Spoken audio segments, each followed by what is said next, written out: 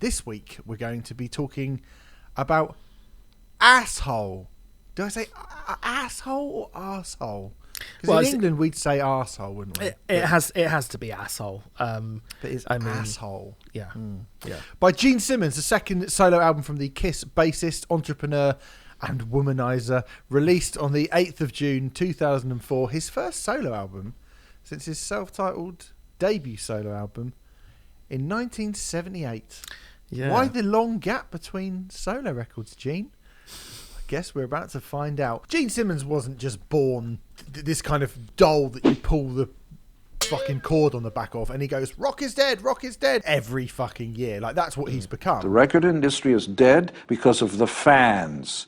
They killed it. I mean, I remember Kiss reforming in 1996. They played with the original lineup at the last ever Donington Monsters of Rock in 1996, which I didn't go to, but I would like to go to. Kiss Aussie, Sepultura, Biohazard, Fear Factory, Dog Eat Dog, Korn, Typo Negative, Everclear, Three Colours Red. Good lineup, that. Good lineup. And you can't go anymore. Paradise it's Lost. Been and gone. Whoever invents time travel, I'm sure they'll do it for the sole purpose so that people can go back in time and relive old concerts.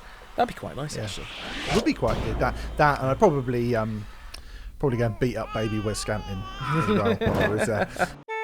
They released a video game to accompany it, I think a few years later, but it was just like a first-person shooter Doom or Quake rip-off, but in sort of Kiss makeup. And I do remember playing that and enjoying that quite a bit. In 2014, I interviewed Gene Simmons. I did a feature for Metal Hammer with him. We were meant to do a kind of A to Z of him and of Kiss. And Gene Simmons didn't do much of that, I have to be honest. And I had half an hour with him, and we were there at Team Rock Radio. Two other people, Matt Stocks being one of them, was like banging on the door, being like, you've gone over, like, you're now being with Gene Simmons. And I was like, I have to get to Z. It's not like I can just go, okay, I've run out of time. Yeah, you can't make up the last. I have to get to Z in this. And I was like, I'm sorry. You know, he started talking about George Bush when I asked him about God of Thunder. And he started talking about how, you know, liberals were scum and all this. And I was like, this is not relevant. But you can't, and you sort of go, okay, Gene, well, can we just move it on a little bit? And he also does this thing. He goes, he does, every time he talks, all the time. He's like Darth Vader.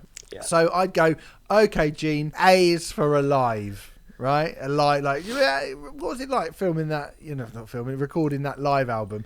And he'd go, well, today you couldn't do something like this because people now are too offended because of liberal America. And it's like, oh fucking God, what are you on about? Like, I don't want to be here talking to Gene Simmons. There's a fucking fly in my house. It's November, mate. Grow up. Just swallow it. It'll be fine. I think that would lead to a very terminal set of events for him. I did find an interview where he tells a story about how he was invited to Frank Zappa's house before Frank Zappa died, and he got to see Frank Zappa's vault of songs. And so when it came time for him to put this record together, he decided to contact Frank Zappa's widow and asked if there were any unfinished songs that he could have. And like a fucking magpie, you know what I mean? Oh, I'm doing a solo album. I wonder if this, like, who else did he get hold of? Yoko Ono? Did he get hold of Courtney? Do you reckon he got hold of Courtney Love as well? And was like, did Kurt have any stuff hanging about that I could just have? Like, what, this fucking nerve of this guy. Oh, go on, give us all your unused demos. Go on. Oh, don't make me write it. Don't make me write my own solo album, for fuck's sake. Bob Dylan has a songwriting credit on his album as well. Yeah. Bob Dylan. Bob Dylan, for shame. We're talking about the Bob Dylan, by the way. We're not talking about a Bob Dylan. He probably just went, "Oh, can I play my song?" Yeah, go on then. What do you reckon? It's not bad. I'd probably drop out the last chorus. Cool. Songwriting credit for you, Bobby D. No.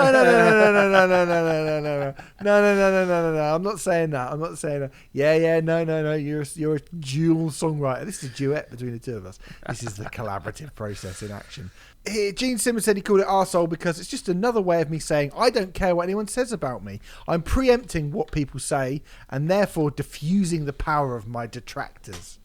But the thing is, Gene, everybody had already started calling you that already, haven't they? So you're not preempting anything. You're just joining in with the chorus of people who think that about you. Yes. Here's another quote. Is that to some people, I'm an arsehole. To some people, Donald Trump is an arsehole. To some people, Hugh Hefner is an arsehole because when they look around and see people who are having the time of their lives, enjoying themselves, making lots of money, surrounded by lots of chicks, to some people that's an arsehole, but it means really they're jealous. Ah, yes, that old chestnut. I tell you what, Remfry, I remember once seeing the inside of Saddam Hussein's gold palace and thinking, I'd like a gold palace. Oh, I hate Saddam Hussein. I'm so jealous of Saddam Hussein. Oh, I wish I was Saddam Hussein with my big gold palace. That's the reason I hate him. Not because he's a tyrannical dictator. No. Really, you just want a big gold door, don't you? Going around Iraq, going around fucking Kuwait and being like, way, let's blow all this shit up. And you're like, oh, damn. Oh, I really wish I could be that guy. No. Yeah. No! Some people are just fucking arseholes. The second track of the entire record is a cover of Firestarter by the Prodigy. Well, you know, you go to karaoke, you get the karaoke backing track. Yeah. Yes, it sounds like that. It's like it's like the karaoke backing track of Firestarter. Yeah. But you don't really need fucking Grandpa Simpson going, I'm the bitch you hated and intoxicated. Yeah. That's exactly what it sounds like. Oh, it's fucking what terrible. Are you doing? I mean, it is really bad. I'm built for speed. You're built for love. Thank you, Gene. What a lovely sentiment. And then we get to the title track, which again, the stylistic change is mental. Absolutely. Gene Simmons goes pop punk. Sounds like Sum 41. That's what I put in my notes. Scum 41. Stink 18 poo. Avril obscene, more like. First verse of this song. You think that you're so cool, that you're nobody's fool, but you've got a personality just like a bucket full of pee. That bit at the end where he's like, maybe I'm an arsehole too. No maybe about it, mate. There's no maybe about it.